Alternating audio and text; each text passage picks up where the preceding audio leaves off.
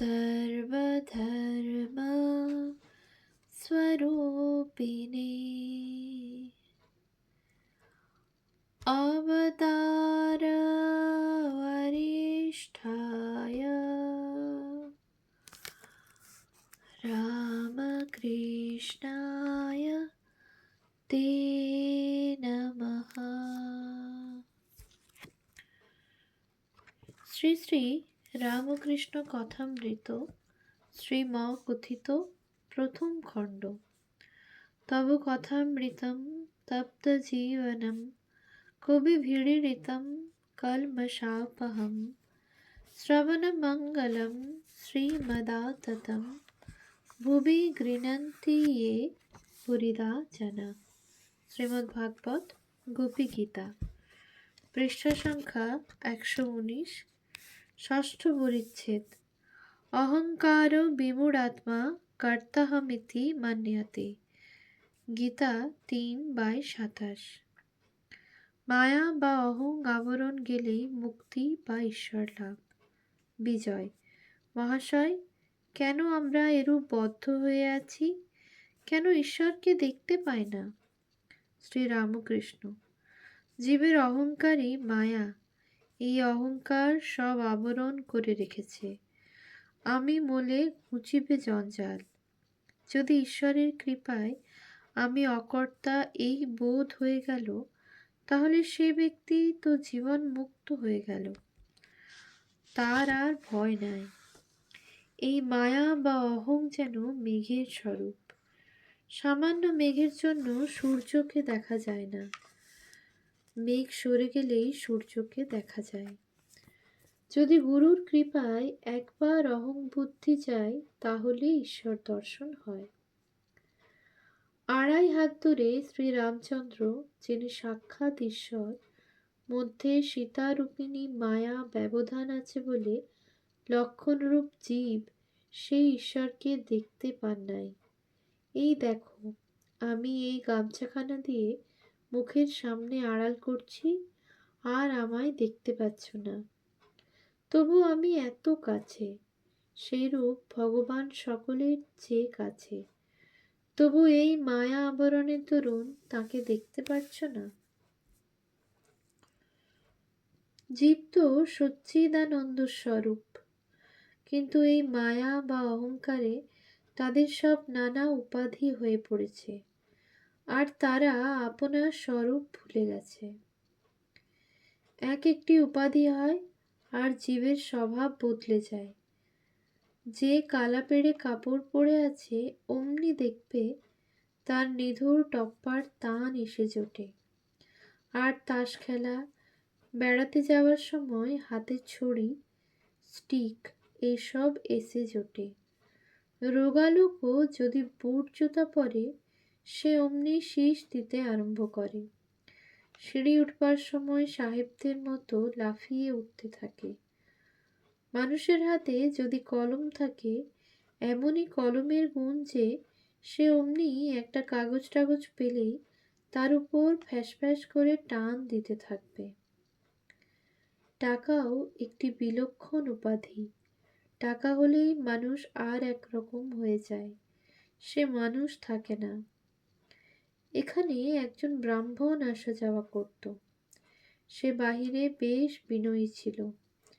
কিছুদিন পরে আমরা কন্যগড়ে গেছিলুম। হৃদে সঙ্গে ছিল। নৌকা থেকে যাই নামছি, দেখি সেই ব্রাহ্মণ গঙ্গার ধারে বসে আছে। বোধ হয় হাওয়া খাচ্ছিল। আমাদের দেখে বলছে, কি ঠাকুর, বলি আছো কেমন? তার কথার স্বর শুনে আমি হৃদেকে বললাম, ওরে হৃদে, এই লোকটার টাকা হয়েছে, তাই এইরকম কথা। হৃদে হাসতে লাগলো। একটা ব্যাঙের একটা টাকা ছিল, গর্তে তার টাকাটা ছিল। একটা হাতি সেই গর্ত ডিঙিয়ে গিয়েছিল। তখন ব্যাঙটা বেরিয়ে এসে খুব রাগ করে হাতিকে লাথি দেখাতে লাগলো, আর বললে, তোর এত বড় সাধ্য যে আমায় ডিঙিয়ে যাস?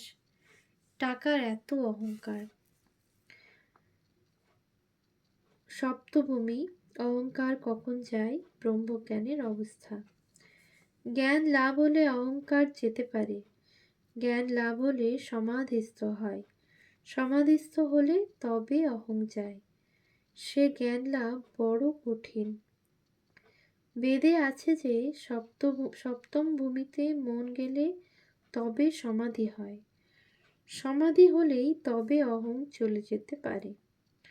মনের সচরাচর বাস কোথায়? প্রথম 3 ভূমিতে, লিঙ্গ, গুচ্ছ, নাভি, সেই 3 ভূমি। তখন মনের আসক্তি কেবল সংসারে, কামিনী কাঞ্চনে।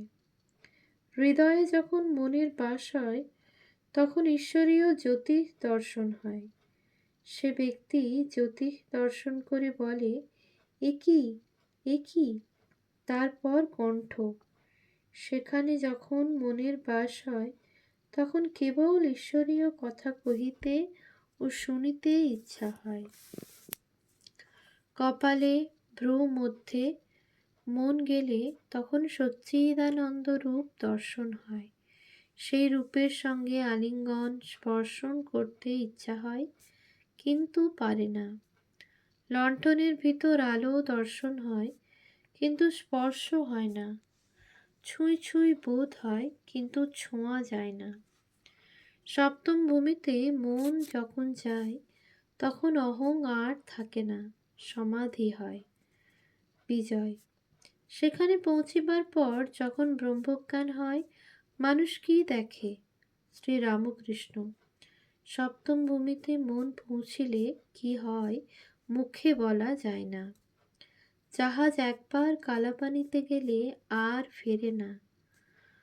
জাহাজের খবর আর পাওয়া যায় না। সমুদ্রের খবরও জাহাজের কাছে পাওয়া যায় না। নুনের ছবি সমুদ্র মাপতে গিয়েছিল, কিন্তু যাই নেমেছে অমনি গলে গেছে। সমুদ্র কত গভীর কে খবর দিবেক? যে দিবে সে মিশে গেছে। সপ্তম ভূমিতে মনের নাশ হয়, সমাধি হয়। কি বোধ হয় মুখে বলা যায় না। অহং কিন্তু যায় না। বজ্জাত আমি, দাস আমি। যে আমি তে সংসারী করে, কামিনী কাঞ্চনে আসক্ত করে, সেই আমি খারাপ। জীব ও আত্মার প্রভেদ হয়েছে এই আমি মাঝখানে আছে বলে। জলের উপর যদি একটা লাঠি ফেলে দেওয়া যায় তাহলে দুটো ভাগ দেখায়। বস্তুত এক জল, লাঠিটার দরুন দুটো দেখাচ্ছে। অহংই এই লাঠি। লাঠি তুলে লও, সেই এক জলই থাকবে। বজ্জাত আমি কে? যে আমি বলে আমায় জানে না, আমার এত টাকা, আমার চেয়ে কে বড়লোক আছে। যদি চোরে 10 টাকা চুরি করে থাকে, প্রথমে টাকা কেড়ে লয়, তারপর চোরকে খুব মারে, তাতেও ছাড়ে না। পাহারাওয়ালা ডেকে পুলিশে দেয় ও মেদ খাটায়। বজ্জাত আমি বলে জানে না আমার 10 টাকা নিয়েছে, এত বড় আস্পর্ধা। বিজয়। যদি অহং না গেলে সংসারে আসক্তি যাবে না, সমাধি হবে না, তাহলে ব্রহ্মজ্ঞানের পথ অবলম্বন করাই ভালো, যাতে সমাধি হয়। আর ভক্তিযোগে যদি অহং থাকে তবে জ্ঞান যোগই ভালো। শ্রী রামকৃষ্ণ। দু একটি লোকের সমাধি হয়ে অহং যায় বটে, কিন্তু প্রায় যায় না। হাজার বিচার করো, অহং ফিরে ঘুরে এসে উপস্থিত। আজ অসত্য গাছ কেটে দাও, কাল আবার সকালে দেখো ফিকড়ি বেরিয়েছে। একান্ত যদি আমি যাবে না, থাক শালা দাস আমি হয়ে। হে ঈশ্বর, তুমি প্রভু, আমি দাস, এইভাবে থাকো। আমি দাস, আমি ভক্ত, এরূপ আমিতে দোষ নাই। মিষ্ট খেলে অম্বল হয়, কিন্তু মিছরি মিষ্টির মধ্যে নয়। জ্ঞানযোগ ভারী কঠিন। দেহাত্মবুদ্ধি না গেলে জ্ঞান হয় না। কলিযুগে অন্নগত প্রাণ, দেহাত্মবুদ্ধি, অহং বুদ্ধি চায় না। তাই কলিযুগের পক্ষে ভক্তিযোগ, ভক্তিপথ সহজ পথ। আন্তরিক ব্যাকুল হয়ে তাঁর নাম গুণগান করো, প্রার্থনা করো, ভগবানকে লাভ করবে, কোনো সন্দেহ নাই।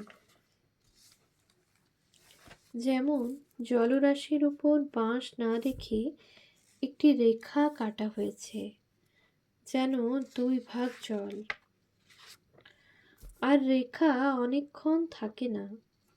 দাস আমি, কি ভক্তের আমি, কি বালকের আমি, এরা যেন আমির রেখা মাত্র। ওম শান্তি শান্তি শান্তি। হরি ওম তৎসৎ। শ্রীরামকৃষ্ণার্পণমস্তু।